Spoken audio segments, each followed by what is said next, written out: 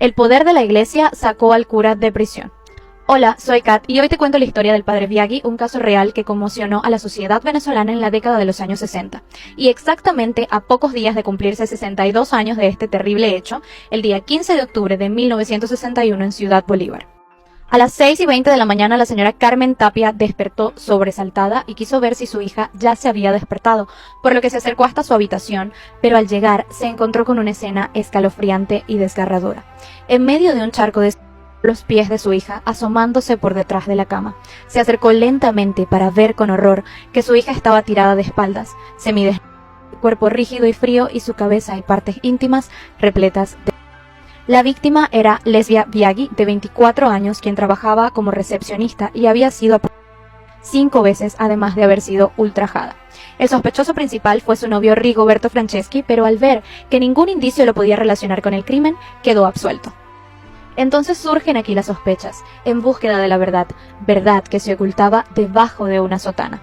Pocos minutos después, antes incluso de llegar la policía, se le pidió a un conocido de la familia que fuese a avisar al hermano de la víctima de lo que había acontecido, encontrándose este en la iglesia de la que era párroco, ya que poco más temprano había salido presuroso e incluso un poco nervioso. Algunos testigos dijeron haber visto al cura salir sosteniendo algo en sus manos y prender de forma muy brusca su carro, cuando se fue a oficiar la misa de aquel domingo. Aquella persona entró corriendo y le dijo al cura que debía ir urgentemente a su casa, porque había sucedido una tragedia. A lo que Luis Ramón Biaggi, con gesto desesperado, preguntó: ¿qué le pasó a mi hermana? Si bien lo ocurrido dentro de la iglesia lo dejaron pasar como algo casual, el sacerdote fue hasta la casa, lugar en donde, de nuevo, sin que le dijeran aún qué había pasado, declaró: no puedo pasar, ver mucho nervioso. Poco a poco se fueron tomando en cuenta las reacciones tan extrañas de Luis Biaggi. Acá es cuando realmente se maneja la posibilidad de que el criminal fuera nada más y nada menos que el benevolente párroco de la iglesia, dado que cada pista parecía señalarlo directamente. Huellas de pies descalzos que iban desde la escena de a su cuarto, cabello negro en la mano de Lesbia, cuyo ADN demostraba compatibilidad con el de su hermano, así como una muestra de traída del cadáver que indicaba que quien abusó de ella padecía de una ETS, siendo el padre el único de los sospechosos que poseía dicha infección. Y según el informe levantado por los detectives, no había señales de violencia ni en puertas ni ventanas.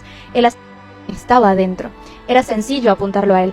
Para los allegados a la familia también era bien sabido que el sacerdote celaba mucho a su hermana con cada relación que pudiera tener.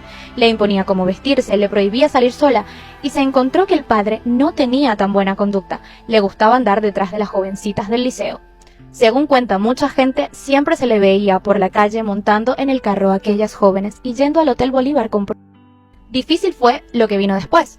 Aquel caso dividió a la ciudad en dos. Una parte ya veía en Luis Biaggi a un sádico, que la otra lo defendía a capa y espada, puesto que era un siervo de Dios. Aquí es donde la cosa se pone más turbia, porque la iglesia no podía permitirse un escándalo de esa índole, por lo que en cada sermón y misas efectuadas decidieron utilizar el miedo y la intimidación, buscando que la gente les apoyara, así como de mover cada posibilidad con el fin de que el sacerdote saliera libre. Inventaron que en los últimos tiempos aquella región se había convertido en un lugar peligroso, debido a la presencia de unos sujetos que por las noches se colaban en las viviendas para ultrajar a las damas. Hay otros que insinuaban que el padre había sido poseído por una fuerza mayor, y él mismo afirmaba que lo ocurrido fue una reproducción de la de una santa en Italia y que aquel acto de crueldad se había hecho en persecución de la iglesia. Las sospechas sobre el poder eclesiástico crecieron más cuando el jefe de la PTJ, que estaba a cargo de la investigación, falleció ahogado en el río Orinoco en sospechosas circunstancias. El clero no vaciló tampoco en usar la muerte del funcionario para sembrar miedo en la población, alegando que lo ocurrido fue un castigo divino por meterse con uno de los siervos del Señor.